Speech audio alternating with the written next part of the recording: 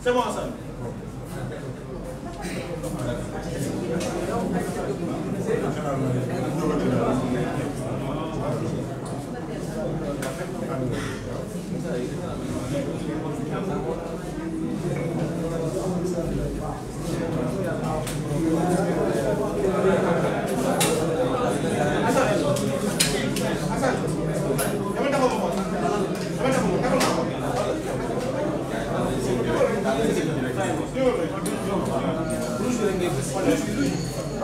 Allô, c'est bon.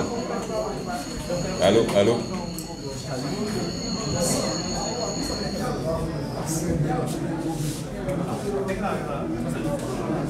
Hein? Ouais, il est là.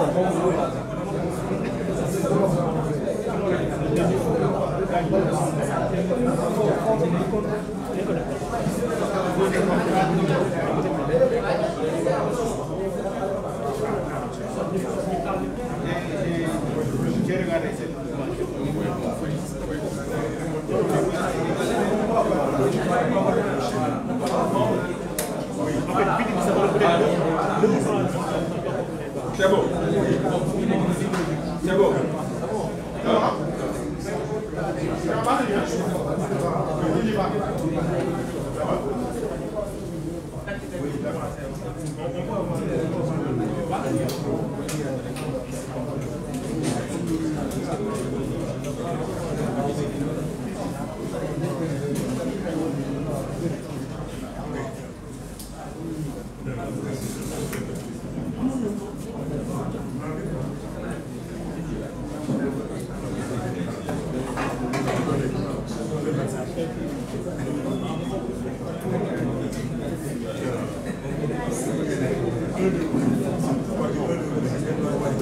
Gars, c'est bon.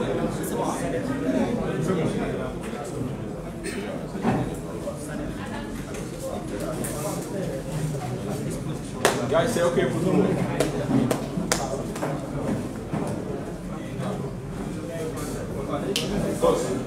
Micro,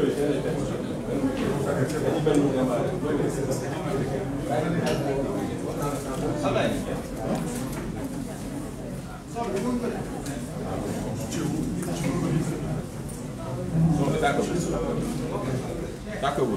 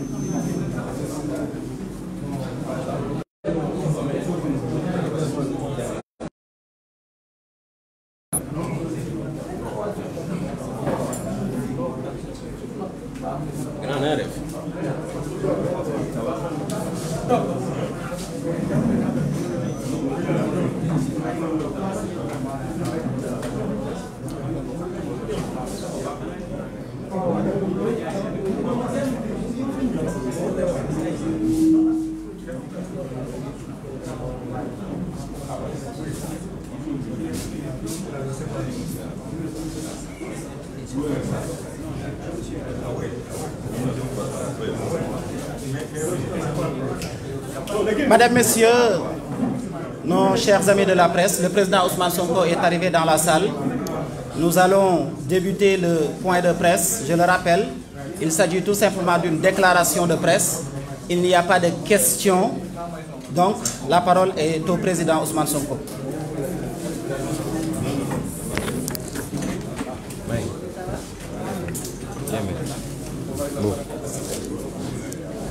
Oui. Attends, on n'a pas bouffé là-dedans.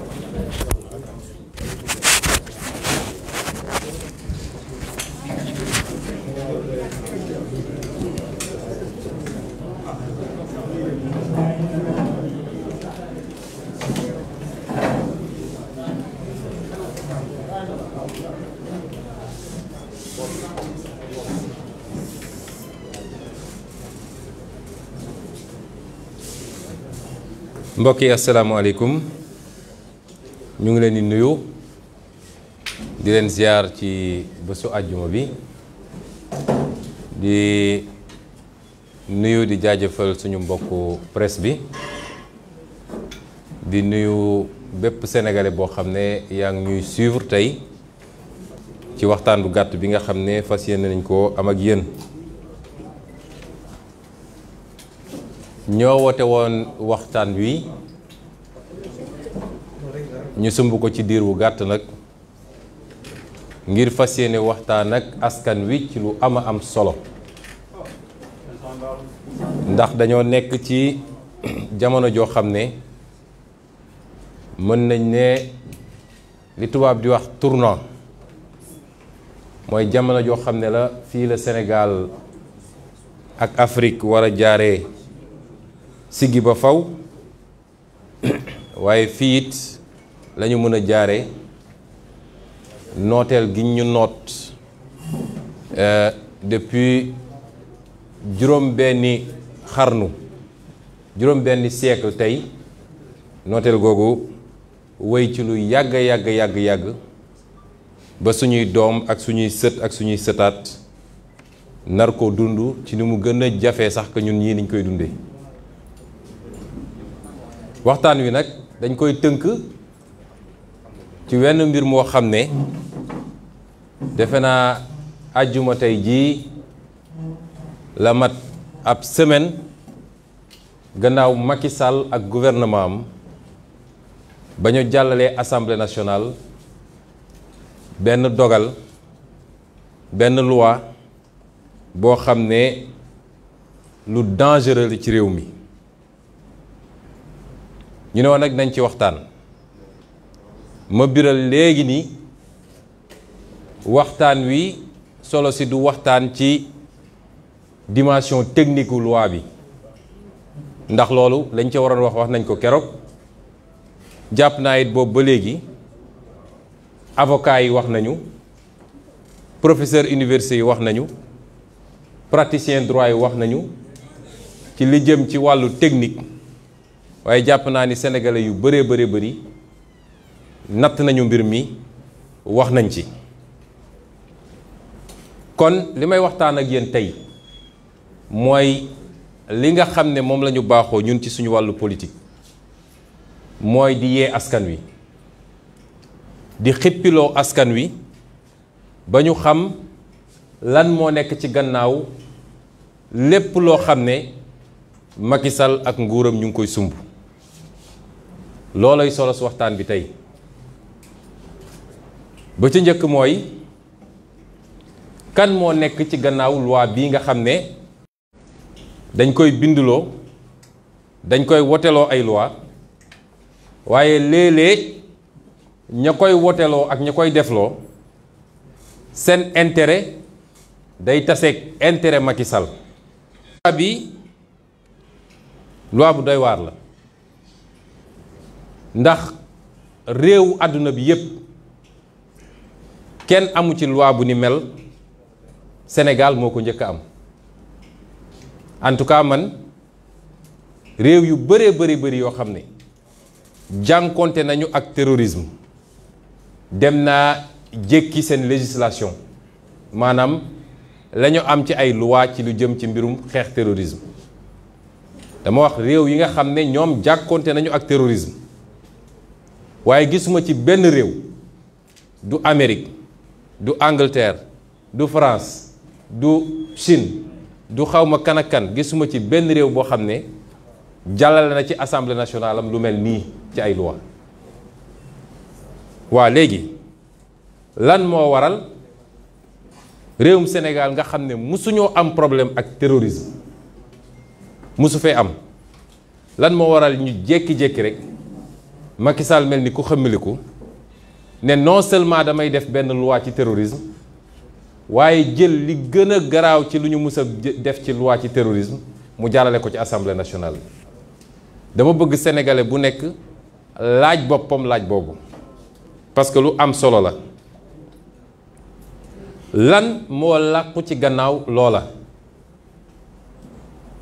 may fàttali wax bu am solo bu sëñ Mansour Sy Djamil, suñu sëriñ, suñu xarit, suñu collègue wax keroog ci assemblée nationale. mooy ku fi mus a jóg ngir taxawal dëgg, ku fi mus a jóg pour yee askanam, ku fi mus a jóg pour libérer askanam, colon bi, tubaab bi jiiñ na la terrorisme. ñu fàttali ko loolu, te su ma ko waxee dama bëgg ñu bañ a réere mbir nag ni su ma nee tubaab bi dafa am tubaab bi ci boppam ak tubaab yu ñuul yi ko fi toogal, ñooñu yëpp ngay boole ci tubaab bi. ndax bañ koy def ci jamono maam, bañ koy def ci jamono ba sañuy maam daan résister, muy ñu résister ak gànnaay, muy ñu résister pacifiquement, bañ koy def ci jamono jooju dañ doon am toujours nag ay tubaab yu ñuul kukk ni man mi dëkk ci réew mi, juddoo fi, màggee fi, seeni maamaat màggee fi, ñooñu ñoo leen doon defal liggéey bu salte bi.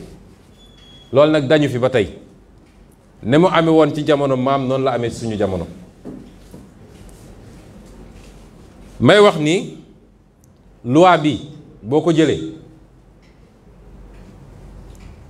dafa di loi boo xam ne dañ ko dem copier ci li ñuy wax terrorisme act, muy loi antiterrorisme bi nga xam ne Tony Blair bi muy nekk premier ministre Grande-Bretagne en 2006 moo ko woteelu loon.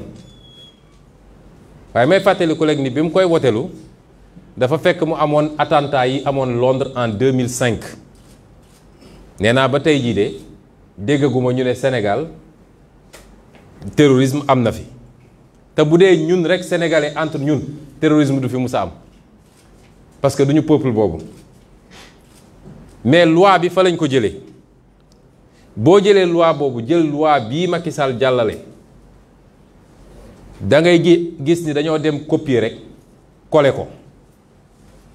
waaye nag mu am luñ ci yokk, ndax am na loo xam ne dans une démocratie kenn sañu ko. Tony Blair moom ci boppam am na loo xam ne sañu ko ci Grande-Bretagne. moo tax d'abord ci fond bi, li ñuy wax fond mooy li ne ci biir loi bi, Tony Blair jëlul woon li ñuy wax les délits de droit commun. délit de droit commun mooy lépp loo xam ne masalan délit politique la, mooy ku manifester, wala ñu ne toj nañ fi ay affaire, wala ñu ne ñaari nit xeex nañu kenn gaañ moromam, wala ñu ne nit dugg na fenn sàcc, parce que yooyu yëpp mi ngi ci loi bi. loolu la ñuy wax délit de droit commun. loolu doo ko fekk ci benn législation ci àdduna, du Amérique nga xam ne moo gën a jànkonteel ak terrorisme, du France, du Grande-Bretagne, mennum Sénégal moo fi am. kon tappale gi Macky Sall di tappale mooy dafa jaare ci loo xam ne àdduna bi yëpp dañ cee dëppoo, mu am ay convention yoo xam ne Nations Unies la, yoo xam ne Sénégal signé na ko pour la lutte contre le terrorisme. mu jaare ci loolu nag daat ci dugal ay mbir yoo xam ne pour faj ay problème bu boppam la, muy ay problème politique. loolu mooy caay-caay ak tappale nekk ci loi bi. Tony Blair it ba mu koy def toujours léegi ci forme bi laay wax, forme bi mooy ba mu koy def bi muy amee yéene def ko, daanaka loi bi presque liggéey nañ ci wala discuter nañ ci lu mat 1 an, ndax 15 juillet 2005 la njëkk a yëkkati projet bi. waaye bi mu koy def ministre bi nga xam ne moo newoon ministre de l'intérieur dafa bind porte-parole conservateurs yi ak porte-parole libéraux démocrates yi mooy ñi nekk assemblée nationale ne leen ah ñun de bëgg nañu wote loi bu ni mel dañoo bëgg a xam lan moo ciy seen xalaat. démocratie noonu lay doxee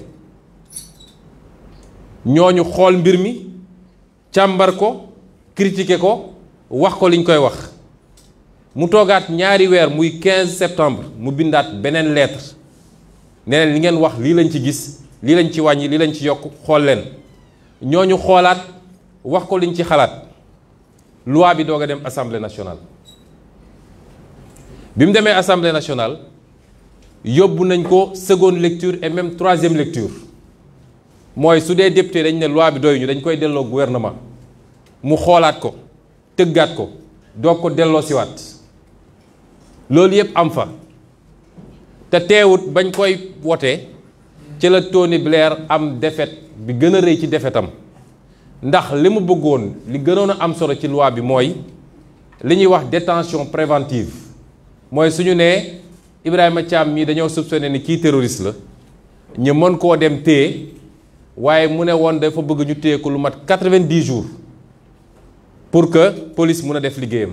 Assemblée nationale dafa rejeté loolu Parlement britannique dafa rejeté loolu ne loolu c'est un abus contre les libertés munoo téye nit inculpé woo ko jugé woo ko 90 jours ñetti weeru yàlla nga ne yaa ngi dem wër ay preuve muy woon défaite bi gën a rëy bu Tony Blair am ci carrière politique am.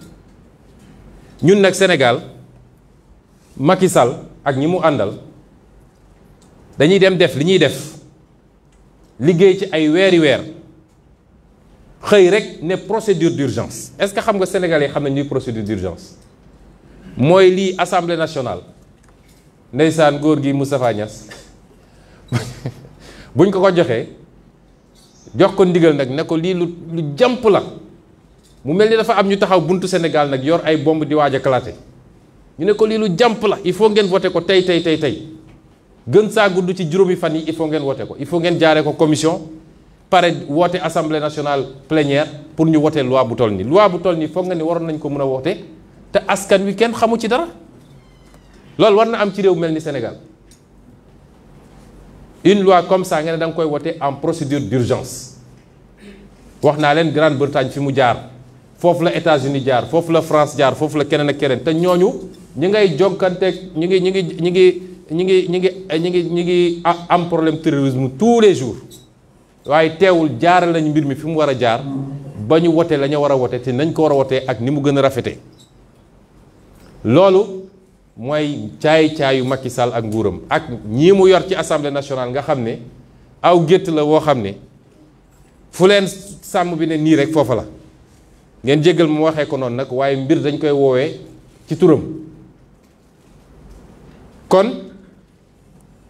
li tax nag ma doore ci loolu dama bëgg sénégalais xam ni Macky Sall tey dafa am ñuy déy ci noppam dafa am ay xarit dafa am ay kilifa ay kilifaam nag ak ay xaritam du ñuy sénégalais ak koo munti doon du ñu kilifa diine yi dañ leen di essayer manipuler rek bu gaawee waaxu dem bu wéeteeg ñoom ne leen sama adversaire politique nii la mel moytu leen ko terroriste la dafa bañ ñii dafa def lii jëfandikoo rek waaye joxu leen lu toll ni tarfata ayen ci cër du ay conseillers sénégalais déedéet Tony Blair moom ma tudd tey bokk na ci ñi nga xam ne ñooy xalaatal Macky Sall kooku nga xam ne moo def loi bi ni mel nga xam ne ba léegi débat la ci Grande-Bretagne mooy ki nga xam ne tey moo yor noppu Macky Sall diggante 2017 ak léegi ñëw na fi gën saa gàtt ñeenti yoon novembre 2017 février 2020 mars 2021 bi te saa su ñëwee nag dina tëjoog Macky Sall lu jafe sénégalais yépp saa su ñëwee dugg leen internet léegi ngeen def visite Tony Blair au Sénégal dina tëjoog Macky Sall Tony Blair nag ñëpp xam nañ ko mu doon ci manipulation ethnique ñëpp xam nañu la mu jotoon liggéey ca Bosnie Kosovo ñëpp xam nañu la ma jotoon a liggéey ci Irak ndax guerru Irak bu amee moom bokk na ci ñu ko gën a sooke ndax moo ne woon Saddam Hussein dafa yor ay armes nucléaires kooku tey mooy un des premiers conseillers du gouvernement du Sénégal. démb rek maa ngi gis ci benn site internet ñu naan Ablaye Diouf Sarr da doon def conférence call ak Tony Blair nee na ko waaw ñun dañoo am problème nu ñuy defee suñu fichier Covid kooku ne ko waaw dinaa xool Université Oxford am na benn affaire bu ñuy développé dinaa ci wax pour ñu jàppale leen si. ñoo xam ne amuñu benn personnalité ku ci faji sa soxla bopp sax il faut nga woote. ñaareel bi nga xam ne tey mu ngi yor nopp Macky Sall mooy ki ñuy wax Nicolas Sarkozy mooy ki ne woon ñun africain dañoo tardé ñun africain histoire daf ñoo bax gannaaw fii la ko waxoon Ndakaaru kooku nga xam ne tey moo taal Libi moo reylu Xadafi ndax ñépp xam nañ ni reylu Xadafi boobu moo taal Mali tey ndax groupe yooyu ñuy wax jihadiste bi ñu reyee Xadafi nga xam ne moom moo doon verrou foofu la ñu jël ay armes jël ay pick-up teg ko ci traverser tout le désert pour ñëw déstabiliser le Mali. loolu liggéeyu France la liggéeyu Nicolas Sarkozy la Sarkozy boobu diggante 10 et 14 juin bii rek masalan balaa ñuy une semaine balaa ñuy andi loi bi Sarkozy mi ngi woon fii Ndakaaru te daje na ak ñoom ñooñu ñoo yor tey nopp Macky Sall ñoo koy wax li mu war a def. am na ku ñuy wax Jean-Louis Bruguière nga xam ne moom ab juge antiterroriste la woon foofu ci tugal ca France tey moom mooy haut représentant de l'Union européenne auprès des États-Unis pour la lutte contre le financement du terrorisme kooku du gëj Sénégal 26 mai 2021 bi rek mi ngi woon fii ab mercenaire la léegi boo xam ne Afrique yépp Togo Sénégal fu ne day dem ñu koy defal ay contrat yu duun nag mu ne moom moo leen di conseiller ci mbirum lutte contre le terrorisme Mauritanie gii barki démb la fa jóge parce que Abdoul Aziz ba may nekk président da ko jëloon signaloon ko ab contrat di ko fay lu rëy mu ne da koy defaral ay texte ci lutte contre le terrorisme Abdoul Aziz jóge na fa delluwaat na pour renouveler contrat am ak ku bees ki fa ne duggat Sénégal te saa su ñëwee nag dina dajeeg moom waaye su paree dina dajeeg seen magistrat parce que dafa am ay magistrat Macky Sall nag magistrat APR ñii ma wax nii ñooy ñi nga xam ne tey ñooy xalaatal Macky Sall ñoom ñépp nag dañoo bokk ay intérêt kii ñuy wax Tony Blair sax mun nañu am njort ni am na loo xam ne bonne foi la ci moom walla jàppoon na ni moo gën waaye may wax ni principal problème Sénégal tey mu nga jóge ci li ñuy tuddee France ak ay homme politique am walla lenn ci ay homme politique am ak ñu koy xalaatal ak ñu koy jëfal lii ma tudd nii yépp boolewu ma ci ñii nga xam ne nag ci ñoom seeni agent secret la ak seeni barbouze li tubaab di wax barbouze mooy ñi nga xam ne ay nit lu yu doy waar la yoo xam ne fu ñu leen yebal ñu dem suñu leen nee reyal Masamba ñu rey ko histoire Afrique ak histoire àdduna loolu dafay yàgg tey am na ay société yoo xam ne ay mercenaires lañu te Macky Sall ubbil na leen buntu Sénégal depuis bi pétrole ak gaz xeeñee Sénégal ba léegi ñu fiy ñëw saa su ne te ñoom la ñuy jëflanteel yéen journalistes def leen tuuti recherche rek naa leen ci jox benn am na société bu ñuy wax Covosis SA nga xam ne nee na société la boo xam ne affaire sécurité affaire nangam-nangam ki ko jiite du gëj Ndakaaru semaine bii ñu jógee fii rek mi ngi woon fii c'est des sociétés de mercenaires yoo xam ne bu ñu leen yebalee tey ne leen dem leen liquider Ousmane Sonko ñu def ko te ñu ngi traité ak gouvernement Sénégal may wax nag ni ñun soxlawuñu ñii ñëpp ñi ñëpp soxlawuñu leen ñun ubbeeku nañu pour liggéey ak ñëpp waaye li ñu soxla mooy ay investissement li ñu soxla mooy ay transfert de technologie lu ñu soxla mooy luy industrialiser suñu réew waaye ay homme politique yoo xam ne réew yi ñu jot a jiite sax defuñu fa lu ñu leen nawee defuñu ko fa ndax Sarkozy deful lu ñu ko nawee fa mu jóge Blair defu ko keneen ak keneen tey ñooñu ñaari fan yu ne ñu taal seen avion ñëw Sénégal mooy seen paradis léegi bu ñëwee nag nga gis suñu gars yi ku nekk di xoggaliku keroog maa ngi gis kenn ki dem naan day visité loo Tony Blair suñu détestante bi boo ko gisee mi ngi mel ni kuy recevoir yàlla loolu mooy Sénégal ñuy wax nag surtout waa France neew ma suñu problème yépp ci France a jóge ndax càccum alalu réew mi du France suñu autorité yi la détournement deniers publics du France jël di séddoo yaag sa njaboot du France jaay suñu ressource naturelle du France donte am nañ ci ñoom part de responsabilité ndax saa su ne dañuy ut benn préfet bu ñu fiy teg boo xam ne luñ ko ne lii la ñu bëgg mu def ko loolu ci seen part de responsabilité waaye nag la may wax mooy dafa jot France teggeeku ñu dafa jot France wàcc ñu ba ñu dajee ak France ba léegi 15e siècle ba léegi problème sur problème suñu dara baaxul wax leen ma ban réew la fi France colonisé ba pare di ko imposer waat néocolonisation te réew moomu avancé amul ci àdduna juróom benn siècle depuis esclavage jël suñuy maam noot dem jaay te nee nañ kenn du ko wax nag mun nañu wax ci li daloon juif yi mun nañu wax li dal arméniens yi waaye lu dal nit ñu ñuul yi nga xam ne des millions de personnes lañu jël fii ñii dee ci géej gi ñi ñu sànni leen ñii ñu takk leen dem jaay leen kenn du ci wax te ñu waroon ñu compenser nañ ko defee ak yahud yi def ko keneen ak keneen dañu waroon compenser ñu ñëwaat ñu ne colonisation par force dinañu noot seeni réew di nangu seeni alal di leen imposer lu ñu bëgg ku bañ ñu duma ku bañ ñu exiler loolu it ñu dund kook France tey jii France jël tànkam teg suñu baat rek mel ni Chauvin ak George Floyd mënuñoo noyyi d'ailleurs c'est pas étonnant que waa ji sant Chauvin d'ailleurs loolu dafa war a jeex mënatuñ ko dootuñu ko nangu te France boobu it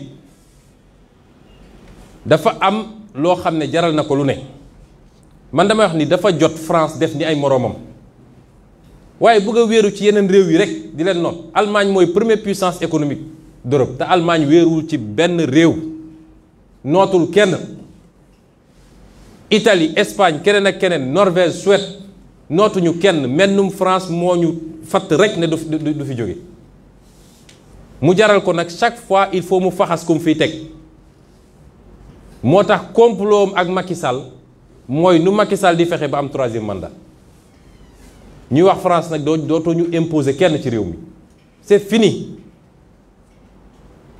dootuñu nangu ñu ñuy imposer président de la République te naafeq gi nekk ci France mooy xoolal li xew nee nañu Mali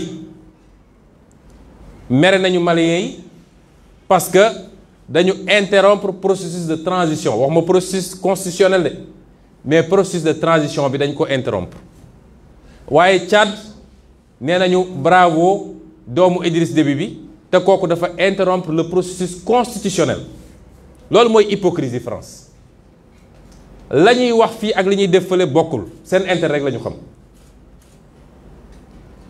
ñu dellu Côte d'Ivoire waa ji ñëw ne forcément am 3e mandat France waxu ci Jean-Yves Le Drian bi ñu ko laajee vidéo baa ngi fi mën naa leen ko envoyé li tax ngeen wax ci Biélorussie ne kooku warul am beneen mandat te Côte d'Ivoire ngeen noppi ci dafa ne parce que Biélorussie ay millions de personnes génn nañ di manifester Côte d'Ivoire kenn manifesté wul loolu mooy France ku leen gën a naafeq ci àdduna amut ñooñu nag ñooñu fatt wit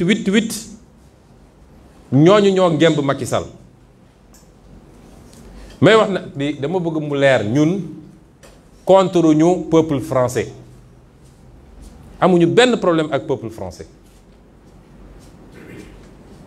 tey ay sénégalais yu bëri ngi dund foofu di fa liggéey te war faa dund nag ndax la ñoo defal France ba suñuy maam di dee Allemagne ngir xeex pour libérer France loolu yëpp dafa war a tax ñu am fa àq tey ñaata sénégalais dund Espagne ñaata sénégalais dund Italie ñaata sénégalais dund États-Unis est-ce que ñun dañoo xeex pour ñooñu kon ñun dañoo am àq foofu war faa dund du privilège te ba léegi li ñuy jël ci suñu réew mënul fay loolu waaye ñun li ñuy wax jóbalewuñ ko ne dañoo contre France li may wax nii ay nit a nga koy wax biir France bis bu ne mën naa citer ci ñooñu ay député madame Frédérique Dumas dem leen ngeen tapé léegi ngeen xool ses positions moo gën a radical nee na France lii mënatul wéy teggi leen seen tànk ci ñi ngeen noot Jean-Luc Mélenchon bis bu ne ngeen dégg ko wala ngeen lire ko député bu ñuy wax Jean-Paul Lecoq keneen ku ñuy wax André Chassaigne ba ci ay ONG yu am solo comme l'ONG Survie nga xam ne pillage bi ñu nekkee ci continent africain yépp ñu ngi ciy wax chaque jour kon mbir mi du peuple sénégalais contre peuple français du Ousmane Sonko wala Pastef contre la France mbir mi niñ koy ba défendre fii ñun la am ay français yu gëmee noonu di ko défendre te ñooñu ñëpp jàpp naa ni avenir relation diggante Sénégal ak France ci ñooñu la mën a dépendre parce que su France comprendre ni méthode yooyu ñu doon utiliser ñoom jamono Foccart ak ñoom seen méthode yooyu mënatul dem bu boobaa peut-être collaboration dina continuer ci yeneen anam mooy gagnant-gagnant bu ko comprendre nag dina fi jóge ci anam goo xam ne du ko neex kon ñuy wax tamit nii Macky Sall ñi ñoo ne ci gannaawam lay jubluwaayam nag ñun ñëpp xam nañ ko waaye may profito nee naa Sénégal amul terroriste le Sénégalais ne peut pas être un terroriste buy xëy takk ay ceinture naan mi ngi dem claté boppam wala yëfu dof yooyu amu fi te dinaa ci ñëwaat danger boo xam ne it ay nit mun nañ jógee fële comme ni mu amee Mali jaar ci ab désert bu ne yambala nga xam ne ay milliers de kilomètres carrés la pour ñëw ne ñoo ngi dal ci Sénégal loolu mënut am Sénégal nit jóge fële traverser le fleuve Sénégal yor ay pick-up yor ay truc ak li ñu am ci force de défense de sécurité seen professionnalisme seen qualité loolu amul Sénégal nañu bàyyi di fen askan wi may laaj Macky Sall nag prisonniers yooyu mu jëlee woon Guantanamo kenn xamul lan moo tax mu nangu jël leen andi leen Sénégal prisonniers yi anañu ak ñii nga xam ne ay samba boy lañu ay criminels yu mag a mag lañu nga xam ne fête bu am du tabaski du korité mu gaawantu gracier ci ay nit ñu jël leen di leen recycler feneen pour def leen des tueurs professionnels ñooñu noonu lan moo war a tax mu leen di libérer na Sénégalais posé wu question yooyu lii nag lan mooy jubluwaay bi foofu laay deuxième point bi jubluwaay bi mooy ay intérêt yu daje la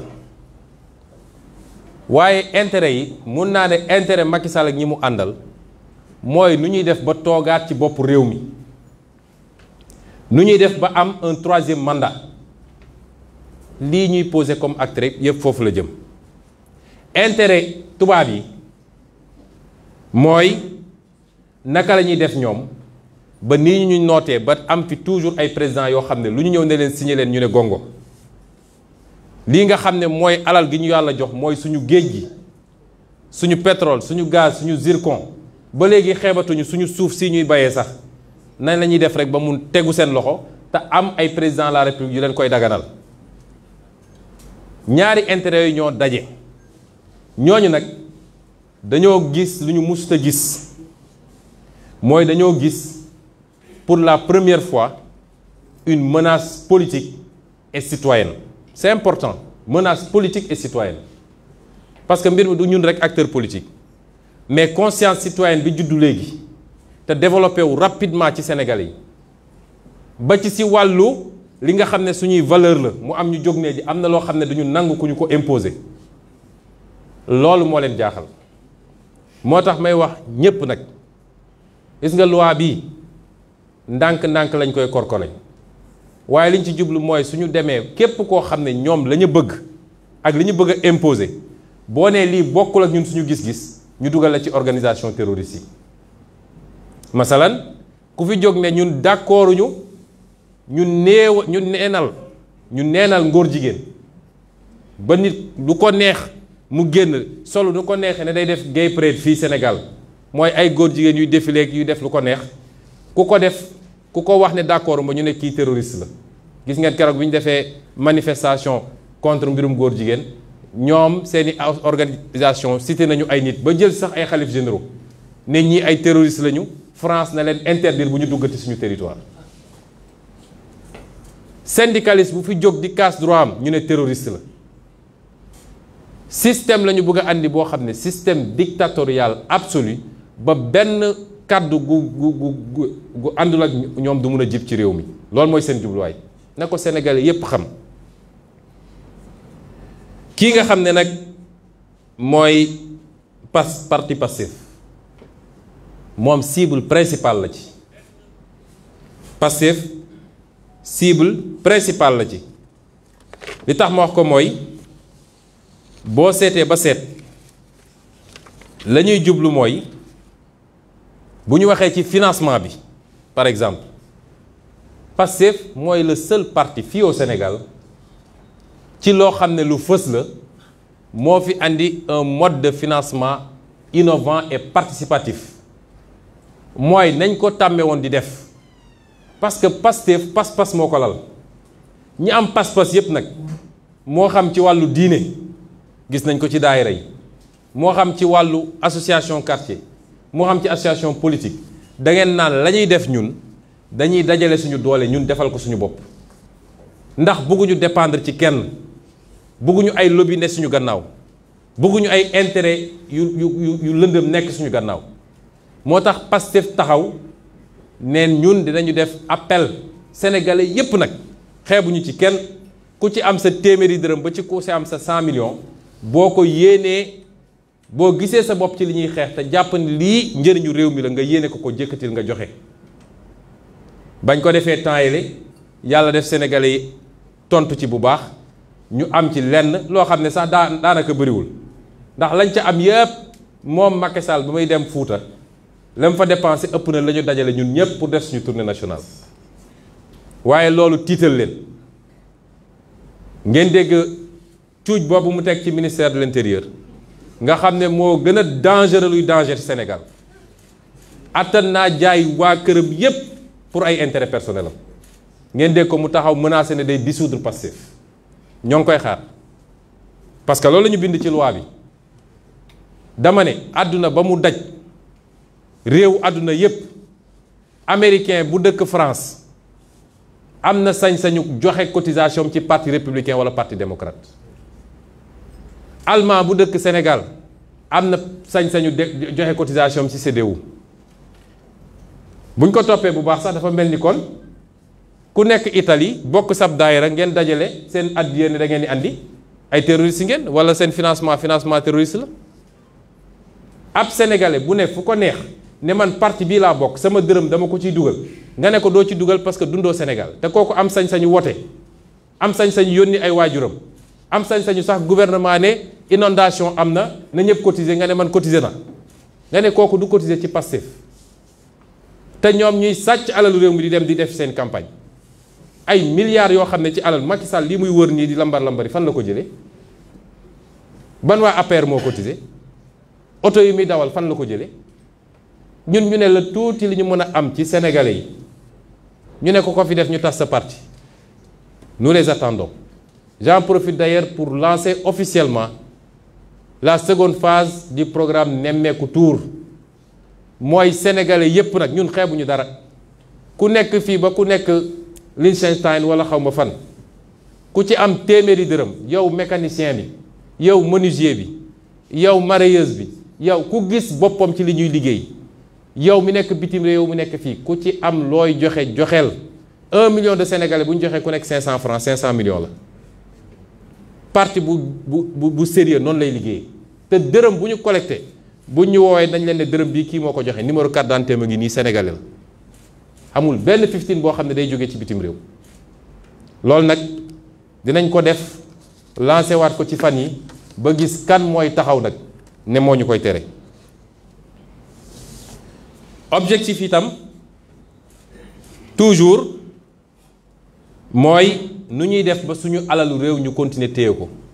mun naa leen wax ni jamono jii ñu tel nii tey ñii yëngatu ci wàllum pétrole yépp ñi ngi fii Sénégal ñoom ñépp ñëw nañu ña ngay tëju ak ñoom di waxtaan ci naka lañuy pàccoowee alalu réew mi te booba jamono amul benn sénégalais bu yéeg ñoom ñépp ñi ngi ñëw diggante le 26 le 27 et le 28 juin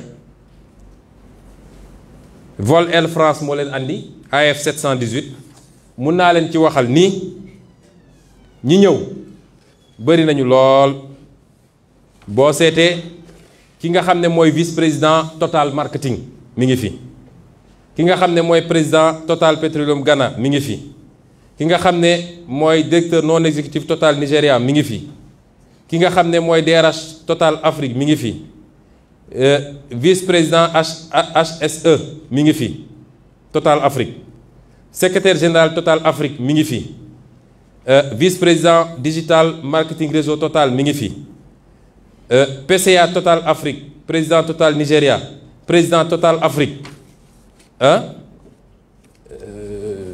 vice-président Cosmos Energy vice-président exécutif Inter Oil su ma koy cité dina gudd trop ñi ngi fi bu ñu ñëwee nag dem tëju nga xam ne seen waa ji lu li oyof signature lu ñu ko ne signer mu signé ñu dem def la ñuy def sur le dos du peuple. kon ci sama programme depuis 2019 wax ko avant programme bi wax ko ci sama téere bi ma bindoon 2017 xaw ma 2016 ci mbirum pétrole bi pétrole Sénégal gazu Sénégal zircon Sénégal géeju Sénégal sénégalais yi ñoo ko moom keneen moom ko dul sénégalais yi te bu soobee yàlla lépp luñ ci def ci loo xam ne waruñu koo def dinañ ko renégocier parce que nag askan wi sonn na yàlla gestuñu am as tuut gum ñu wërsëgale ñu mel ni ñoom ay dëmm yu gis médd loolu ba kañ ñu koy nangu te foofu nag laa bëgg a insister sénégalais yépp laay waxal rawatina nag vous la jeunesse de ce pays da ngeen war a décomplexé wu parce que nag noot gi ñu noot d'abord noot psychologique la nekk sa réew amoo sañ-sañ ne lii mooy sama intérêt réew lii baaxul sama réew koo waxal mu ne la way moytul France ils sont trop puissants moytul ñii dañuy dal sa kaw te ñoom ñu am sañ-sañu toog seen réew di wax ci ñun nu mu leen neexee loolu il faut mu jeex donc lii nag lan moo ci seeni objectif ma ñëw ci loolu wax naa objectif yi la ca tegu mooy ñoom naka lañ ko bëgg a matérialiser mbokk yi kii poñ bu am solo la ndax nag coowal terrorisme mi ngi bëgg a sonal nit ñi ci Sénégal mu mel ni sénégalais bu ne boo xëyee sa kër booy dem liggéey di nga dajeek ay terroristes ñu am nag ñuy wër di leen waxal parce que dañuy préparer opinion bi psychologiquement dañ koy préparer psychologiquement dégg ngeen fii depuis quelques années ni ñuy préparer scénario terrorisme bi jàpp nañ fi ay imam sonnal leen noggatu leen lottal leen traité leen ci anam goo xam ne indigne na nga traité ci nit bu mel noonu ne ay terroristes lañu te gis nañ fi mu mujjee ndekete terroristes yi mooy ñi doon ji ñaate terrorisme jàpp nañ fi ay jeunes yu de rien du tout xale bi ñuy wax Sayer Kébé ñi ngi yàq àddunaam benn xale bu ndaw sans défense pour benn poste internet rek Serigne Bassirou Gueye mel ni nag ku ñu xabtal ci ndaw si xale bi sonnal ko 8 ba dégg naa sax léegi am na problème psychologique loolu yëpp pour gëmloo sénégalais nii ay ngandim terroriste la ñu am ci réew mi dégg ngeen bi fi événement yi amee mois de mars ministre de l'intérieur taxaw ci télé bi naan ay terroriste laak ay force occulte ak ana ñooñu ba léegi am réew mel ni Sénégal ak li ñu am ci ay service nga ne ay force occulte dugg nañ fi ba def li ñuy def ba disparaître ba sey te mënoo ci jàpp kenn ne benn ngi nii loolu yëpp pour préparer opinion yi la. dégg ngeen ministre affaires étrangères dem France 24 xamu ban télé moom it mbërër wax ne ay terroristes ñoo fi nekk ay léegi lii te bañ koy wax nag su dee ci wàllu média moom toujours ci média France lañ koy waxee. ñu tegaat ci tuuti ministre de la justice génn moom gën a catastrophique moom it wax la même chose demaat Fuuta wax ko ci alpulaar ne waa Fuuta terroriste yaa ngi ñëw te bu ñu ñëwee dinañu rend jigéen ñi xotti biiru ñi nga xam ne dañoo ëmb wax ay waxu dof yoo xam ne kenn xamul fu mu ko jëlee te lenn rek la ci jublu mooy ñoom dama bëgg sénégalais xam ne dañoo am benn stratégie boo xam ne pour mu dox il faut ñu njëkk a tiital sénégalais yi te bokk na ci leen mun a aider ci stratégie boobu mooy nañu fexe ba féewale jullit ñi dem ci ñii ne leen yéen ay tarixa yi moytu leen ñële nii la ñu mel dem ci ñii ne leen moytu leen ñële loolu mooy seen stratégie te ñi leen ko jàngal waa bitim réew la yooyu yépp nag dafa am lu ñuy préparer gis nañ fi ay nit yu dem ci ay plateau télé wala taxaw ci assemblée nationale ne ñoom xam nañu ay terroristes yu fi nekk wax ko ci anam yoo xam ne ndeysaan mouchoir yi génn nit ñi di jooy ak ñi di xalangoog ñu naan bi ñuy est-ce que sax new ñu ci buntu télé beeg lu ne ñu wax ko loolu yépp pour préparer psychologiquement la ñuy waaj a def ñoom la dinaa ci ñëw la ñuy waaj a def mooy lan damay wax sénégalais yi ne acte terroriste bu fi amee Macky Sall ak ñi mu àndal ñoo ko def parce que ci loolu la ñu nekk ci loolu la ñuy dox attan nañu clateloo fi bombe créer fi acte terroriste pour ne li ñu leen doon wax yépp a ngi nii nag daal di gaawantu jël ay pouvoirs spéciaux mooy dooleel Macky Sall ne ko am nga sañ-sañu ku yëngatu nga dóor parce que le pays est en guerre bu dee ci corona bi rek la fi andi woon loolu ku yëngatu ñu dóor parce que nee na dañ doon guerre ak benn microbe bu kenn gisul ku yëngatu ku fi 19h fekkoon ngay dogg a wàcc sax amoo kaar ñu fekk la fa duma bis bu ñu kalaatee li ñuy kalaatee ba pare dina ne nag sëriñ seeg mouvement citoyen ñëpp waxoon naa leen nous sommes en danger donc pouvoirs spéciaux te sénégalais nañu xam ni nag bu boobaa amul kenn ku ciy mucc koo xam ne neewoon nga ni ànduma ak Macky Sall ku ci ne ànduma ak Macky Sall moo xam citoyen nga moo xam mouvement citoyen nga moo xam société civile moo xam parti politique nga moo xam syndicat nga xamal ni jaasi gi dina dal sa kaw loolu la ñuy waajal te bu amee nag dina doon avec la complicité du procureur de la République Bassirou Gueye parce que nu nit mu ne taxaw ne man xam naa ay terroristes yaa ngi biir Sénégal man de Ousmane Sonko su ma ko waxoon benn détachement GIGN moo may jël si guddi sama kër ku ko waxoon ci ñi fi nekk ñu jël si la ay nit di lambari ci télé yi di ko wax boobu ba léegi kenn woowu leen ne serait-ce qu'à titre de témoin ça veut dire que ils sont complices loolu ñu ciy teel a addu teel cee wax sénégalais yi parce que dafa am loo xam ne ñun duñ ko mën a nangul kenn seeni méthode nag xam nañ ko mooy li France defoon Mali mooy la ñuy def Burkina bu ñu duggee cim réew dinañu fexe ba commencer attaquer force de défense et de sécurité yi wax naa ni loolu dina jafe fii Sénégal parce que duñu réew yooyu te suñuy force de défense et de sécurité bi wax ji bëree ba bëri 4 avril defe naa gendarmerie armée ñoom ñëpp taxaw nañ ne li ñu wax amul du dëgg waaye ñooñu ku ñu doyul kan moo leen doy ay politiciens di wër naan terroriste ngi fii ñi nga xam ne ñoo suñu kaaraange ne loolu amul boobu ba léegi ñu kon ne dañu fàtt ba wotee loi bu mel nii kon musiba am na kon lii la Macky Sall di waaj ma wax ko Sénégalais yi te pour mu réussir ko nag il faut mu téye ay banqaas bokk na ci magistrature bi wala justice bi suñu nee justice bi nag du magistrat yëpp waaye dafa am ñeent ba juróomi poste yoo xam ne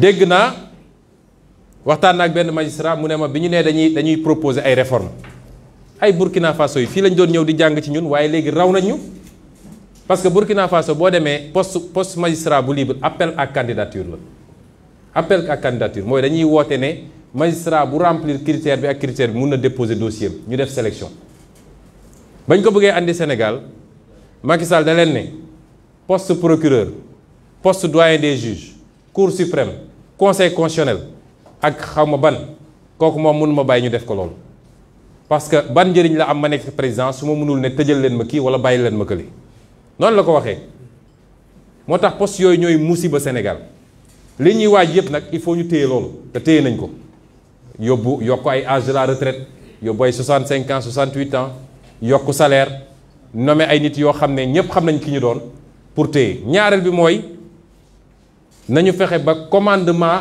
force de défense et sécurité rawatina gendarmerie ak police ñu teg fa ñoo xam ne ñu leen di déggal la même su dee li ñu leen di sant baaxul ci askan wi. ma ciy profité nag di wax général Moussa Fall ñoo ngi koy félicité ci nomination am di ko ñaanal yàlla mu oyofal ko yen bi waaye na doon un républicain na doon un homme d'honneur et un homme de loyauté pas vis-à-vis de Macky Sall waaye vis-à-vis de son peuple ndax bu dee am na ay galon yoo xam ne Macky Sall la ko takkal na xam ni statut gendarme bi mu am askan wee ko jox ba muy judd ba léegi na am la même dignité que Augustin Tine am la même dignité que ki jiite woon police ba jóge fi te mu xam ni combat politique du combat am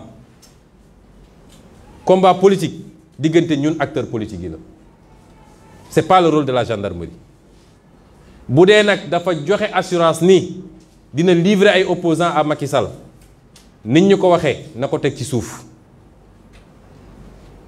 te mu fàttaliku nag ni fu askan lëm mu jógee ne ki ko ne ñu ko jiite d'accord ñoo ak yow na xam ni dëgg bi askan bee ko yor fu askan jóg ay millions de personnes jóg ne d'accorduñu bu boobaa dëkk bi askan wee ko yor mënul nekk ci ci loxo ki yor pouvoir bi kon nañu gérer ak mandute lu ko may nag dinañ fekk askan wi may lancer appel force de défense et de sécurité yi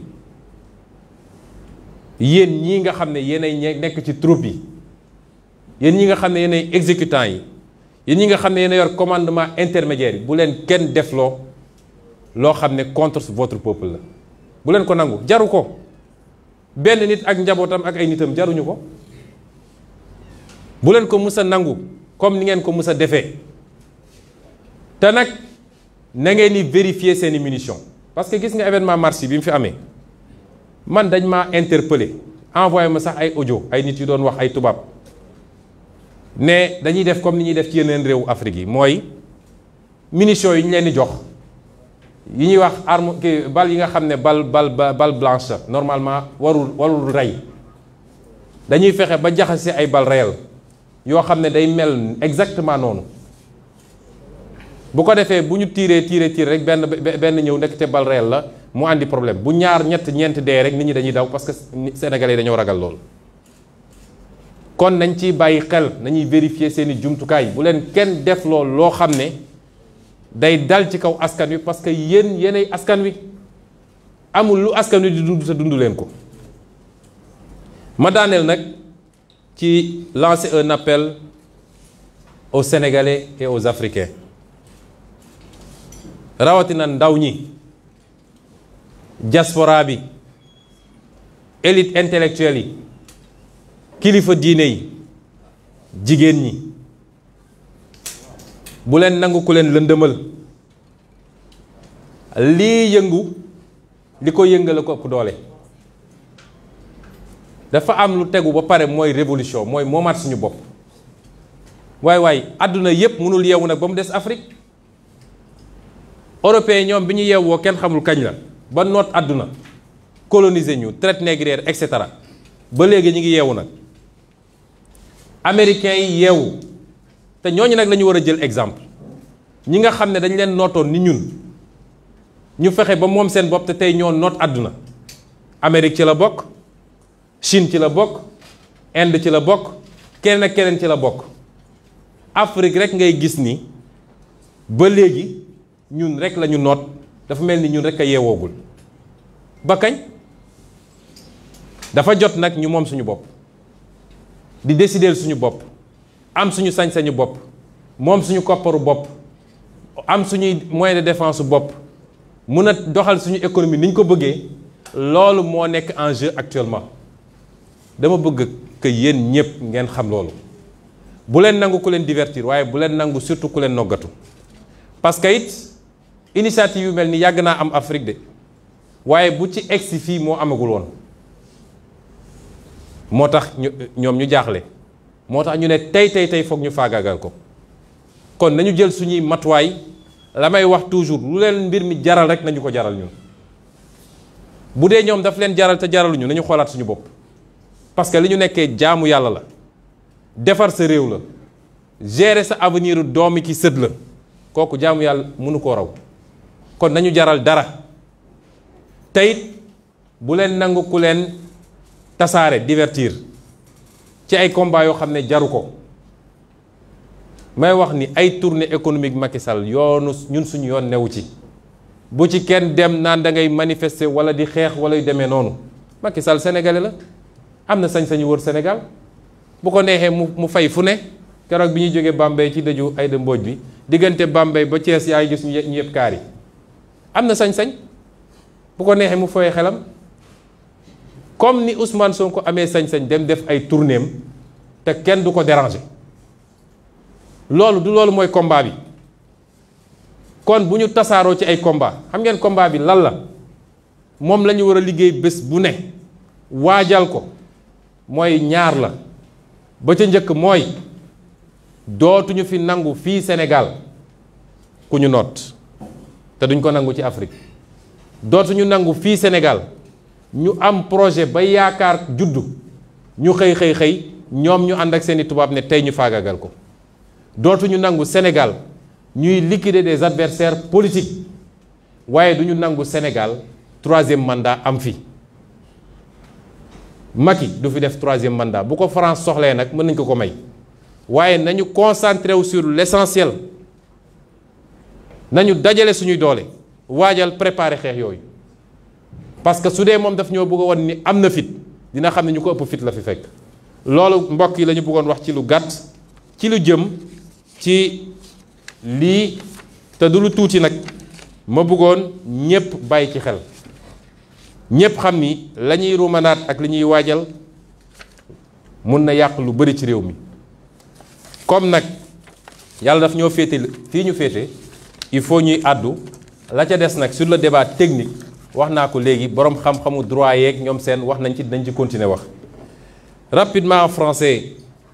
Je remercie tous ceux qui sont venus assister à cette prise de parole qui nous permet de revenir sur un pan entier de l'actualité relativement à cette loi liberticide, cette loi vicieuse, dangereuse qui a été votée il y a de cela une semaine à l'Assemblée nationale. La question qui mérite d'être posée, elle est très simple. Pourquoi le Sénégal, un pays qui est un havre de paix, un pays qui n'a jamais été confronté au terrorisme ou à des actes de terrorisme, pourquoi ce pays-là éprouve subitement le besoin de se doter d'une loi contre le terrorisme, mais une loi beaucoup plus liberticide que les pays qui sont confrontés à ce phénomène depuis très très longtemps. Quel dessein inavoué se cache derrière cela? Je rappellerai simplement le discours de notre aîné, notre papa, notre guide et notre collègue à l'Assemblée nationale, M. Serigne Mansour Sy Djamil, qui de pertinente avait rappelé l'autre jour sur la tribune de l'Assemblée que le colon, et je veux qu'on retienne que le colon n'a pas disparu, il est encore là sous une autre forme, que le colon, à chaque fois qu'il y a eu des velléités de contestation de sa domination, de son exploitation et de ses méthodes, a utilisé, il n'y a rien de neuf sous les tropiques. Ceci dit, je voudrais dire simplement aux Sénégalais que cette loi est la copie conforme du Terrorism Act de Tony Blair de 2006. Mais seulement, M. Blair n'avait pas osé aller aussi loin que Macky Sall. Car dans une démocratie normale, ce qu'est la Grande-Bretagne, les Britanniques n'auraient jamais accepté certaines choses. D'abord, dans le fond, nous retrouvons exactement la même configuration et les mêmes éléments. Mais la supercherie de Macky Sall, qui est un homme vicieux dans sa gouvernance, la supercherie, c'est d'en avoir profité parce qu'une loi sur le terrorisme en soi ne gêne personne. Elle est même l'émanation des conventions. Tous les autres délits politiques liés au droit de manifester, liés aux dommages qui peuvent exister lors des manifestations, ainsi de suite, ainsi de suite. Il en a profité pour les extirper et les classer comme actes terroristes, ce qui n'existe nulle part dans le monde. Vous ne retrouverez ça nulle part. Même en Grande-Bretagne, qui a été victime de attentats, vous ne retrouverez. C'est ça le vice de cette loi. Et je vous dirai pourquoi plus tard. Mais dans la forme également. Parce que comment on peut avoir une loi aussi importante pour la vie de la nation, la préparer en catimini et la présenter à l'Assemblée nationale pour un vote d'urgence, en procédure d'urgence. En Grande-Bretagne, quand il a fallu le faire, et pourtant, la Grande-Bretagne venait de subir les attaques terroristes de Londres. Ça n'a pas été une raison pour faire passer cette loi en procédure d'urgence. Le 15 juillet, donc peu après les attentats de Londres, le ministre de l'Intérieur, M. Charles Clark, avait écrit au porte-parole des conservateurs et des libéraux démocrates, respectivement, pour leur demander leur avis sur une proposition de loi antiterroriste dans le but de rechercher un consensus. C'est important, parce que quand vous saisissez les gens, avant même de déposer la loi à l'Assemblée nationale, ça permet au moins d'ouvrir un débat et de permettre au peuple de savoir ce qui se passe. C'est la procédure qui a été suivie. Et le 15 septembre, c'est-à-dire 2 mois plus tard, M. Clark a publié des projets de clause du projet de loi dans une autre lettre adressée aux 2 responsables que j'ai cités tout à l'heure, écrivant qu'il aimerait leurs commentaires à leur sujet. Voilà comment fonctionne une démocratie transparente. Mais ici, on se cache en catimini, on prépare une loi qu'on présente à Moustapha Niasse, qui appelle les députés en procédure d'urgence. Vous avez 4 jours, 5 jours, la commission doit se réunir, la plénière doit être convoquée, et la majorité mécanique, robotique, va lever la main pour voter sans savoir même de quoi il retourne. C'est de cela qu'il a été question. Et cette loi, après tous ces avis-là, a été discutée pendant longtemps à l'Assemblée nationale et a fait l'objet de renvois en seconde lecture et même en troisième lecture auprès du gouvernement. Voyez combien c'est différent, combien on est éloigné des standards élémentaires en matière de démocratie. Ici, on se lève, je vais vous dire comment ça s'est passé. On s'est levé, on nous a dit il y a une loi. On s'est doté de la loi, on a regardé, c'était la catastrophe. Et on dit vendredi, il y a plénière. On n'avait même pas le temps d'aviser le peuple comme cela doit se faire. C'est grave. Une loi aussi importante, c'est comme ça qu'on doit la voter dans un truc. Si j'insiste sur ce modèle, c'est parce que je veux que les Sénégalais comprennent que Macky Sall ne pense pas par lui-même, ne décide pas par lui-même et n'agit pas par lui-même. Il n'en est même pas capable. Macky Sall se fait dicter des lois. Il se fait dicter des comportements et des actes à poser. Mais il le fait quand cela rejoint ses intérêts personnels. Parce que obnubilé par un troisième mandat, si des gens lui parlent de la possibilité de voter une loi contre le terrorisme, il saisit immédiatement l'opportunité. Mais il a son calcul derrière, et je vais y revenir. Qui sont ceux qui soufflent dans l'oreille de Macky Sall? Il faut que les Sénégalais le sachent. Si j'ai commencé par l'exemple britannique, c'est parce que M. Tony Blair, sous couvert de son institut, qui prétend travailler dans le domaine de la gouvernance et dans les domaines de la plateforme digitale e-santé et de l'agriculture, est aujourd'hui un des conseillers privilégiés du gouvernement du Sénégal. Il est très fréquent au Sénégal et à chaque fois, il est reçu par Macky Sall. Novembre 2017, février 2020, mars 2021, et j'en passe et j'en passe. Pas plus tard que hier, vous avez vu dans la presse qu'il se targuait d'un entretien entre Abdoulaye Diouf Sarr et Tony Blair par vidéoconférence où Abdoulaye Diouf Sarr lui présentait les problèmes qu'on a dans la gestion du Covid et Blair aurait permis de les aider avec des applications développées par l'université d'Oxford, etc., etc. Voilà des hommes qui sont devenus très influents. Il y a de manière générale un balai des anciens présidents, des anciens premiers ministres. Matteo Renzi était en même temps que Tony Blair au mois de mars au Sénégal. Et officiellement pour la lutte contre la Covid et la campagne de vaccination. Mais nous savons ce qui se passe. Nous savons qui est M. Tony Blair, spécialiste de la manipulation ethnocentriste au Kosovo, en Irak, au Libye, via son cabinet de conseil stratégique. N'oubliez pas qu'il était à l'origine de la guerre d'Irak parce qu'il était celui qui tenait l'hypothèse d'armes nucléaires dont Saddam Hussein se serait doté, ce qui s'est révélé faux. C'est ces gens-là qui aujourd'hui ont pignon sur lui et sont les conseillers de Macky Sall. Il y a M. Nicolas Sarkozy,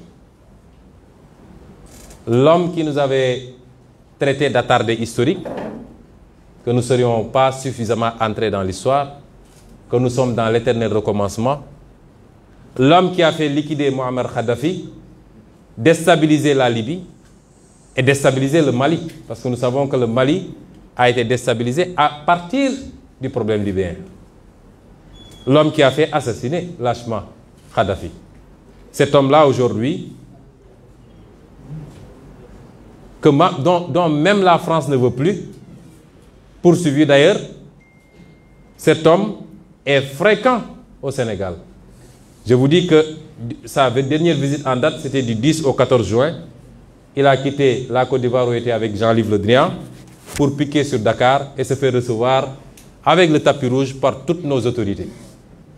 Et ces gens-là qui soufflent à l'oreille de Macky Sall. Il y a M. Jean-Louis Bruguière, ex-juge antiterroriste français, qui est aujourd'hui haut représentant de l'Union européenne auprès des États-Unis pour la lutte contre le financement du terrorisme.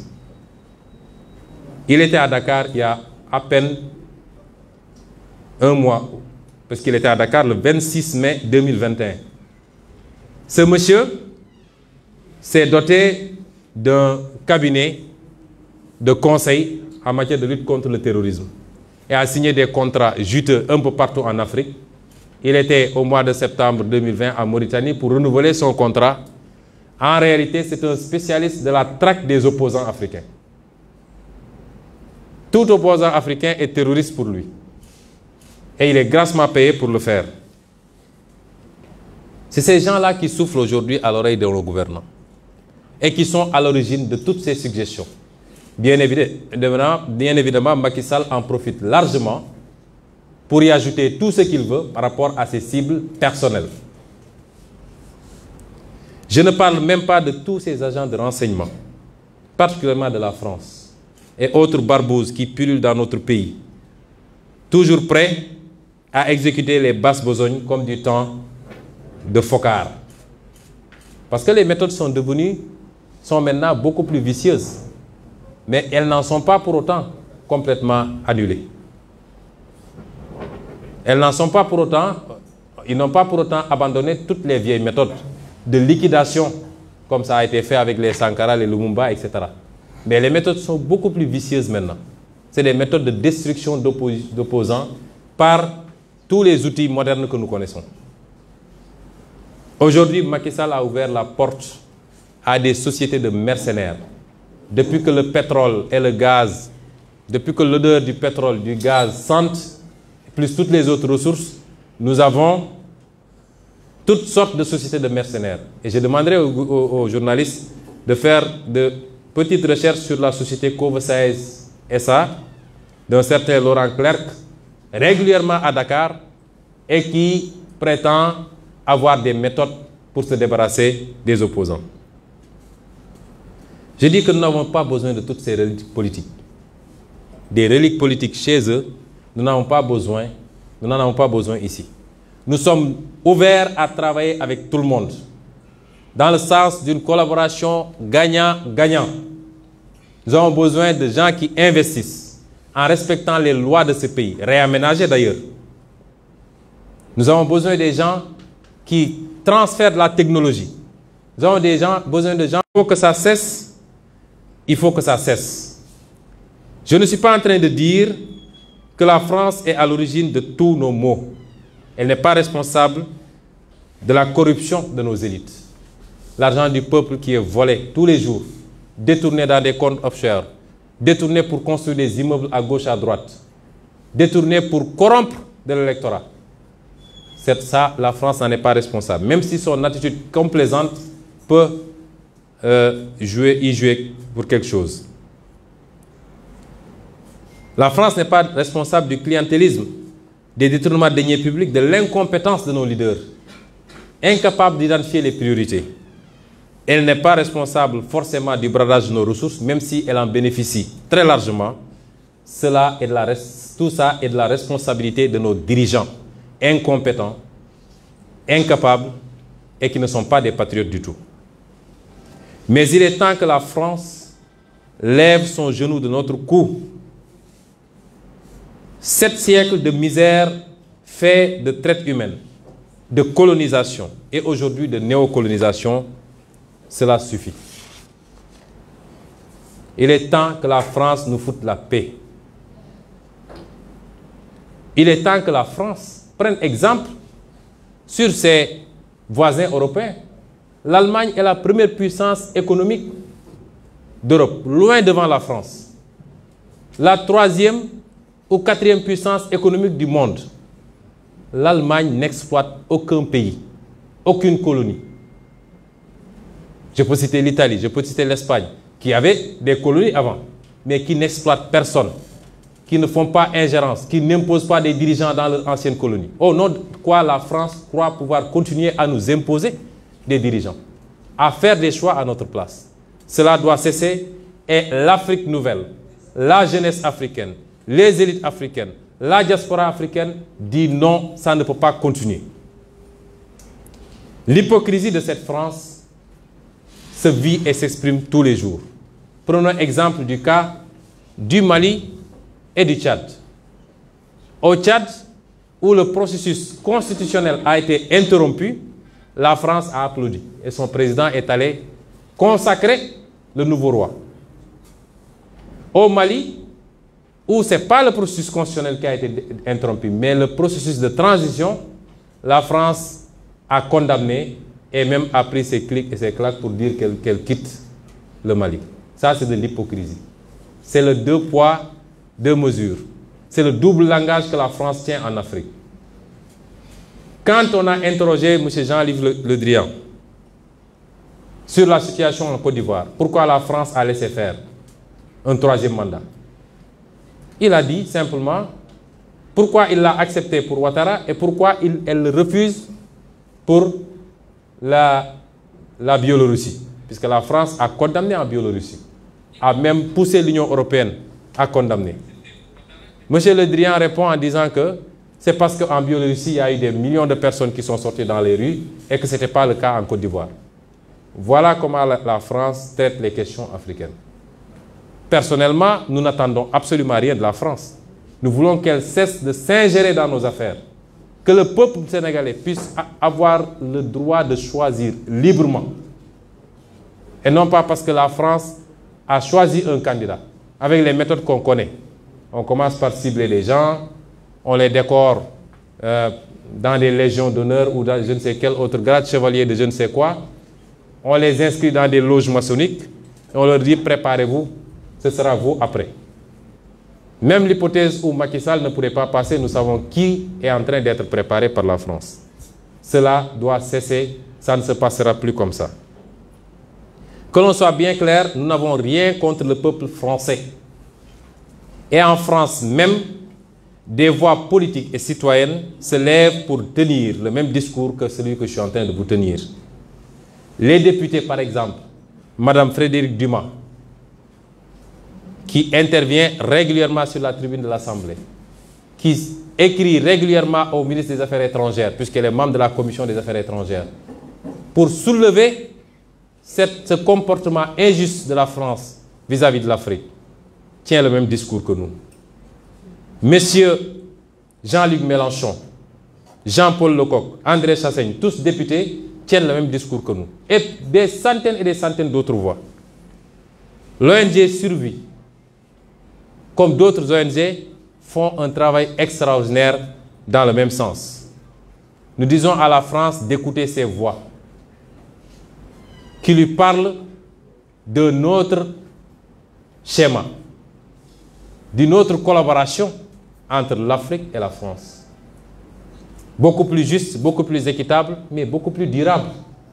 Si elle sait l'écouter, je crois que nous aurons de beaux jours devant nous dans le cadre de la collaboration.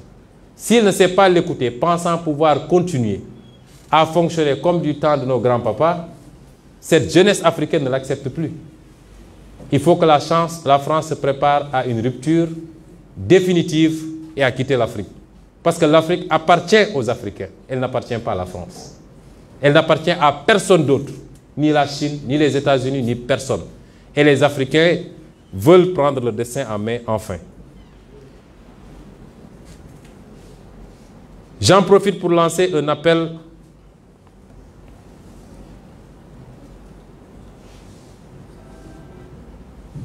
pour poser un certain nombre de questions d'ailleurs au président Macky Sall, puisqu'on nous parle de terrorisme à longueur de journée. Qu'est-il advenu des prisonniers de Guantanamo qu'il avait fait transférer au Sénégal pour une raison que personne ne connaît? Nous n'avons aucun rapport avec ces gens-là. Nous ne sommes pas mêlés ni de près ni de loin à ces questions de terrorisme. Pourquoi a-t-il fait transférer ces prisonniers et que sont devenus ces prisonniers? Que deviennent ces dizaines de criminels? Je parle de crimes de sang, qu'il fait libérer à l'occasion de chaque fête profitant des grâces présidentielles et qui seraient recyclés dans des entreprises pour préparer des attaques ou des expéditions contre les opposants à son régime. Et l'exemple de ces nervis ne rassure pas. Mais la question également qu'il faut se poser, c'est quels sont les objectifs visés par tout ça?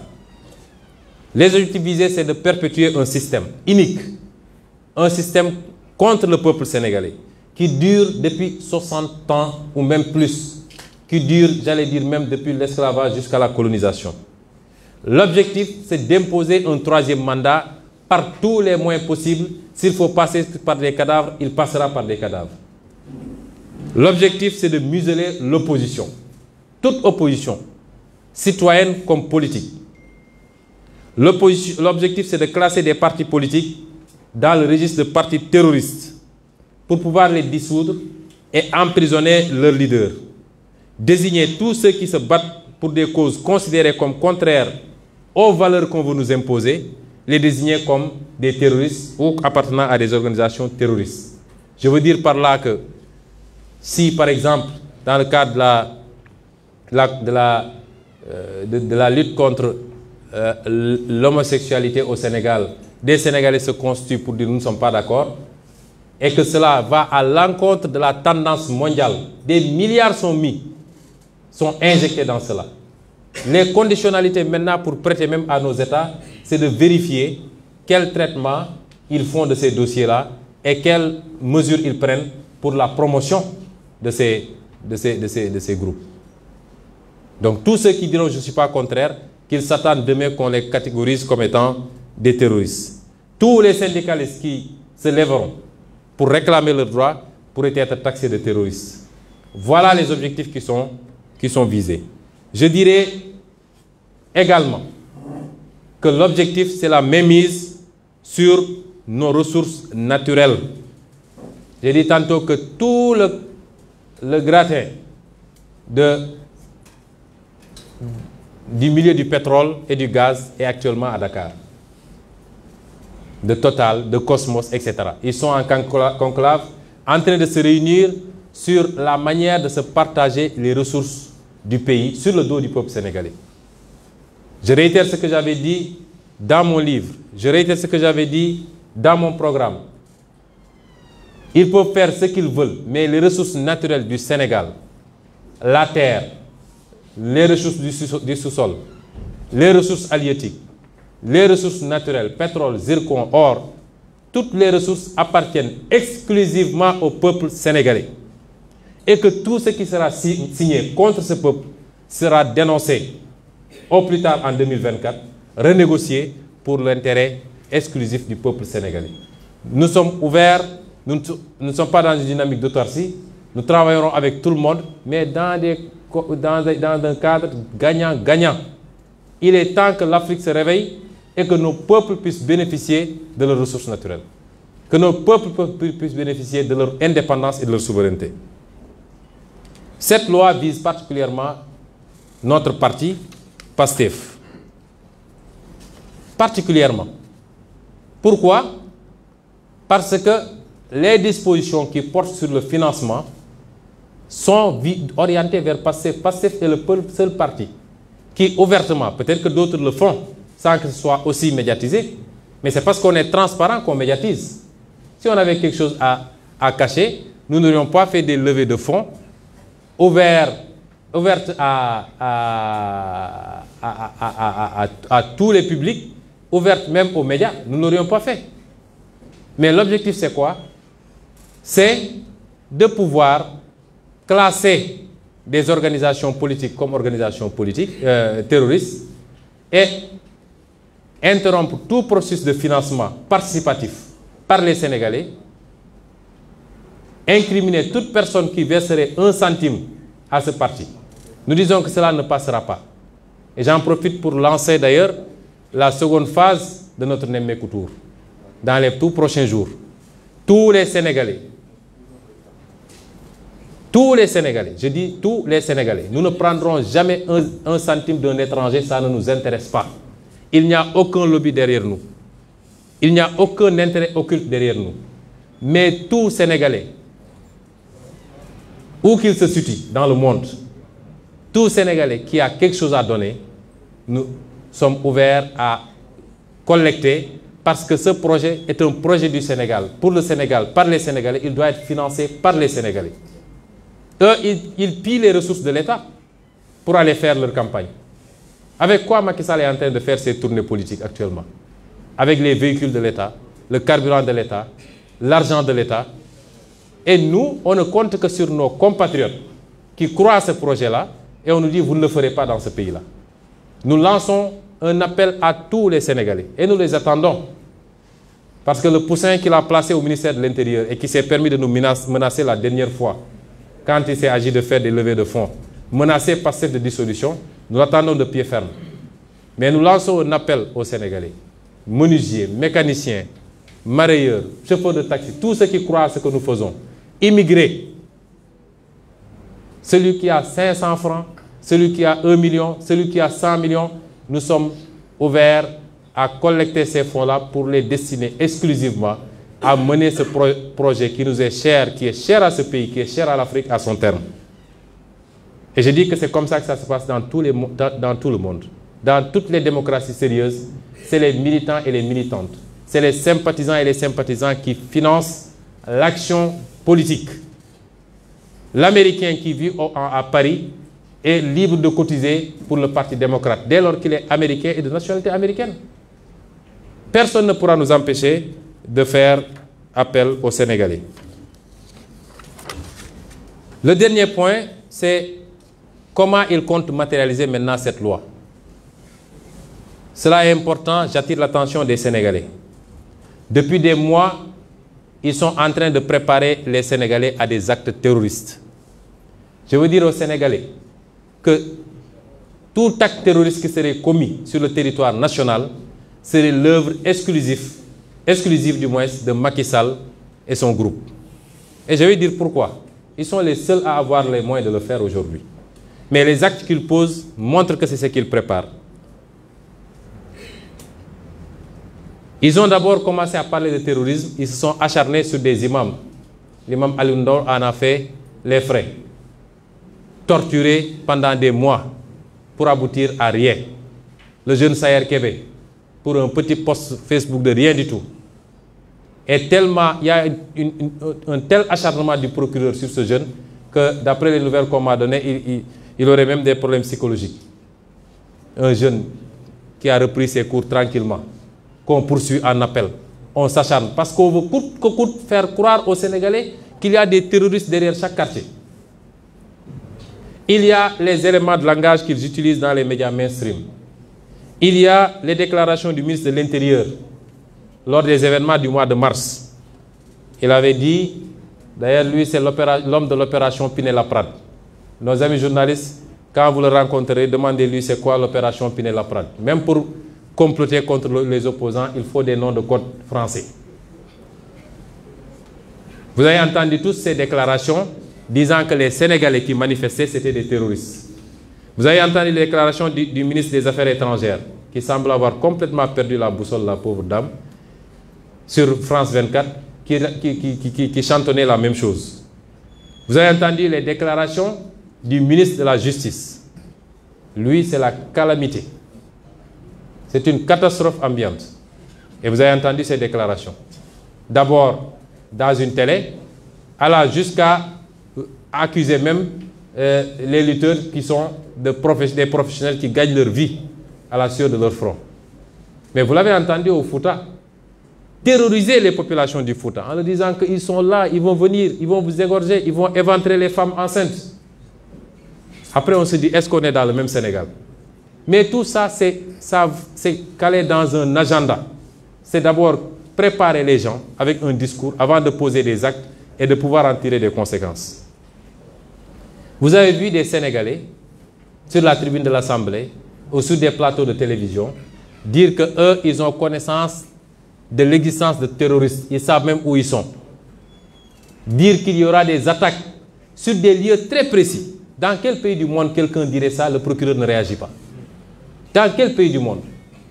Ousmane Sonko aurait dit cela. Dans les secondes qui suivent, c'est un détachement du GIGN qui viendrait le cueillir. Manu Militari. Avec monote, cagoule, tout ce qu'il faut. Et ces gens-là sont en train de déambuler tranquillement. Donc, le jour où il y aura des attaques terroristes, je le dis aux autorités religieuses, je le dis à tous les Sénégalais, sachez que ça vient d'eux avec la complicité du procureur de la République, qui s'acharne sur Sayer Kébé, qui s'est acharné sur Imam Alioune Ndao, mais qui laisse des gens déclarer avoir connaissance de terroristes, les avoir localisés, mais ils ne convoquent même pas ces gens-là. Parce que c'est dans leur complot, c'est dans leur plan. C'est des techniques qui sont utilisées pour choquer les populations, pour les choquer. Mais l'autre technique, c'est de créer la division entre les communautés. Et c'est pourquoi ils parlent de mausolée, de ceci, etc. Pour dire à telle communauté, faites attention à telle autre communauté, c'est eux qui veulent s'en prendre à vous. C'est des méthodes que nous connaissons très bien et qui leur sont enseignées par des services de renseignement étrangers. Et donc, subitement, le Sénégal est devenu un pays confronté au terrorisme. Nous rencontrons tous les jours des terroristes en marchant dans la rue. Chacun en a chez lui peut-être. Au point de justifier une loi aussi liberticide prise par Macky Sall. Une certaine presse même se spécialise maintenant sur la question du terrorisme, de la défense, et tente de faire des rapprochements extrêmement hasardeux du moins. Et avec tout ça, malgré tout ce qu'on nous a dit, jusqu'à présent, on ne nous a pas identifié les terroristes, les groupes occultes. je dis que c'est des mensonges. Il n'y a pas de menace terroriste parce que la gendarmerie et l'armée l'ont dit le 4 avril en disant que tout ce qu'ils disent raconte leur vie. Et on ne peut pas avoir plus fiable comme information. Parce que c'est ces gens-là qui gèrent notre sécurité. Il faut qu'on arrête de mentir aux Sénégalais dans un dessein strictement politique, c'est-à-dire avoir un troisième mandat et pour les étrangers, continuer à avoir la même mise sur notre économie et nos ressources naturelles. C'est faux. Vous voyez, vous imaginez le Sénégal, des gens qui quitteraient le Mali ou la Mauritanie avec des pick-up qui traverseraient le fleuve Sénégal avec des armes lourdes du moins pour venir occuper une partie du territoire avec l'armée que nous avons, la gendarmerie que nous avons. Vous imaginez cela au Sénégal? C'est faux et archi faux. Les seuls terroristes, c'est eux et c'est parce qu'ils sont obnubilés par le pouvoir.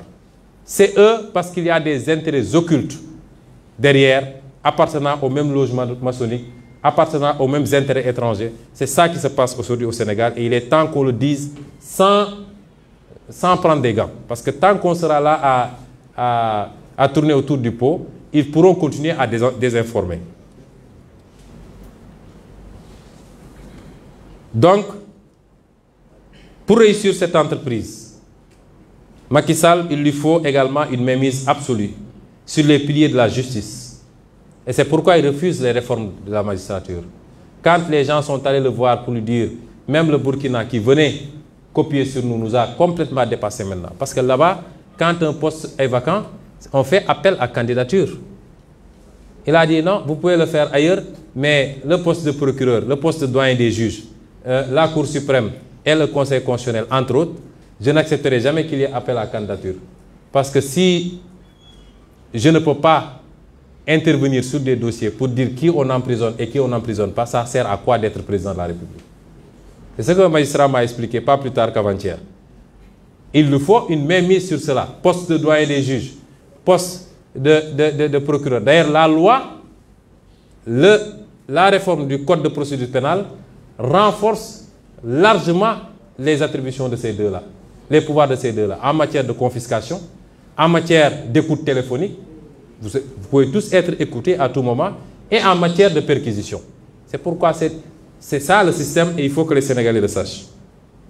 Mais pour cela également, il lui faut avoir une mainmise, pas sur la police et la gendarmerie. Nous faisons confiance à nos hommes de tenue, mais sur le commandement. Et c'est pourquoi il a fait partir le général Tine, auquel nous rendons un vibrant hommage.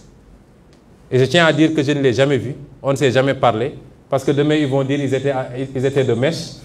Comme maintenant, tout ce qui se passe dans ce pays-là, c'est Sonko qui est derrière. On lui rend hommage et on rend hommage à l'ancien patron de la police, parce qu'ils ont été républicains, ont refusé la manipulation politicienne contre le peuple sénégalais. J'en profite pour féliciter le général Moussa Fall, lui souhaiter plein succès dans sa mission, parce que si ça se passe bien pour nous tous. Il est garant partiellement de notre sécurité. La vraie sécurité n'appartient qu'à Dieu en réalité. Mais j'en profite également pour lui faire une mise en garde. Les forces de défense et de sécurité doivent rester en dehors de la compétition politique. S'il doit des galons à Macky Sall, il doit tout au peuple sénégalais. Qu'il a vu naître, qu'il a formé, qui lui a offert l'accès à l'école publique, qui lui a permis d'être ce qu'il est comme gendarme, qu'il a rémunéré, donc qu'il sache qu'il ne sert pas un homme et sa famille, qu'il ne sert pas un homme et son parti, il sert le peuple sénégalais. S'il s'est engagé à livrer des leaders politiques à Macky Sall, qu'il revienne en arrière parce que ce n'est pas ça qu'on attend de lui. Mais mieux encore, je lui dirais que à chaque fois qu'un peuple s'est soulevé pour dire non à un dirigeant, ça veut dire que le dirigeant a tort. Et une bonne armée, une bonne gendarmerie, une bonne police, dans ces situations, doit s'aligner systématiquement derrière son peuple et non pas tirer sur le peuple. Aux forces de défense et de sécurité, je dis n'acceptez jamais qu'on vous fasse massacrer votre peuple. Personne n'en vaut la peine, et surtout pas Macky Sall. Restez en dehors des contingences politiques continuer à être les professionnels que nous connaissons, continuer à assurer notre sécurité à tous, autant celle de Macky Sall que celle de Ousmane Sonko, que celle du laveur de véhicules qui est là, devant la porte. Ils sont tous des citoyens sénégalais. Mais rester à équidistance dans le jeu politique. Chers amis, le Sénégal ne doit pas être le nouveau terrain de jeu de l'Occident. Après l'échec de la lutte contre le terrorisme au Mali, au Burkina et au Niger. Nous sommes à un tournant décisif pour notre continent. Et notre génération a une responsabilité immense. Il s'agit de grands enjeux mondiaux. Nous sommes actuellement dans la cour des grands. Et chacune d'entre nous doit s'élever au niveau de ces enjeux. Ne perdez plus de temps dans des débats inutiles sur les réseaux sociaux. Tel a dit ceci à tel, tel a insulté tel a... Ce n'est pas ça les enjeux. Ne vous laissez pas distraire. Ce n'est pas ça les enjeux aujourd'hui. Il nous faut être grands pour faire face à de grands enjeux. Nous ne devons pas manquer ce rendez-vous, mais cela suppose que chacun et chacune d'entre nous s'élève à la hauteur de ces enjeux. Les Européens ont compris depuis longtemps, ont fait leur choix, ont tracé leur voie et ont dirigé le monde. D'autres ont compris. L'Amérique, qui est aujourd'hui la première puissance mondiale jusqu'à preuve du contraire, a été colonisée. Elle est indépendante depuis à peine 200 ans. Et cette Amérique-là a compris. La Chine a compris et a fini de rattraper son retard. Est devenue quasiment la première puissance économique du monde et en phase de rattraper son retard militaire.